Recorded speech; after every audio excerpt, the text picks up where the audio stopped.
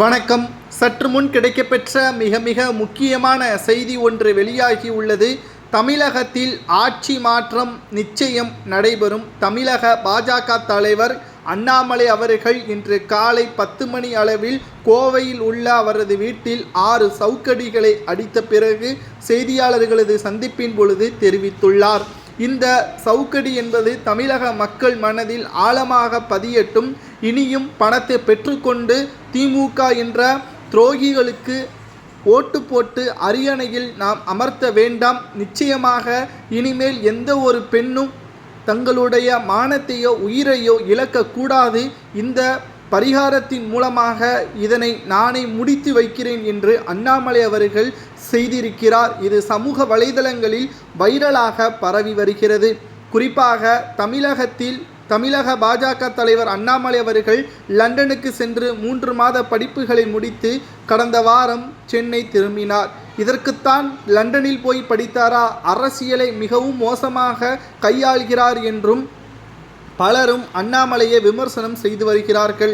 ஆனால் சாட்டேடு என்பது தமிழக மக்களின் உணர்வுகளை புரிய வைக்கும். எதற்காக இவர் இப்படி செய்தார் என்ற பேச்சுக்கள் அடிபடும். இது திமுகவிற்கு அவமானமாக மாறும் என்பதை மையமாக கொண்டுதான் இந்த முடிவை எடுத்திருப்பதாக பாஜகவினர்கள் தெரியப்படுத்தி வருகிறார்கள். இந்த ஒரு சூழலில்தான் தற்பொழுது அண்ணாமலை அவர்கள் எடுத்த ஆயுதம் தமிழகத்தில் ஆட்சி மாற்றம் நிச்சயம் நடைபெறும், அதுவரை காலணிகளை அணிய மாட்டேன் என்றும் தெரிவித்துள்ளார். தற்பொழுது தமிழகத்திற்கு எதிராக அதிமுகவுடன் இணக்கமாக செயல்பட வேண்டும் என்றும் அமித்ஷா அவர்கள் சொன்னதை அடிப்படையாக கொண்டு எம்ஜிஆர் அவர்களது 100ஆண்டு விழாவிலும் வாழ்த்துக்களை தெரிவித்திருந்தார், மரியாதையையும் செலுத்தியிருந்தார்.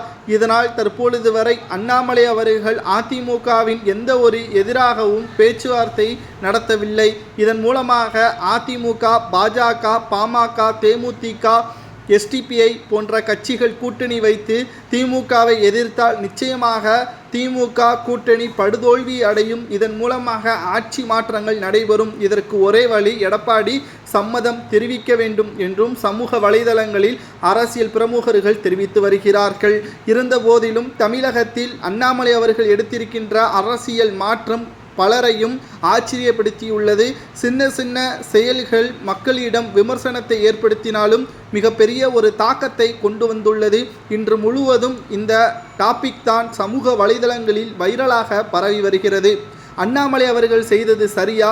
அவர் கூறுவது போல் தமிழகத்தில் ஆட்சி மாற்றம் நடைபெறுமா என்பதை உங்களது கருத்துக்களை கமெண்ட் வாயிலாக கூறுங்கள், தெரிந்து கொள்வோம். நன்றி, வணக்கம்.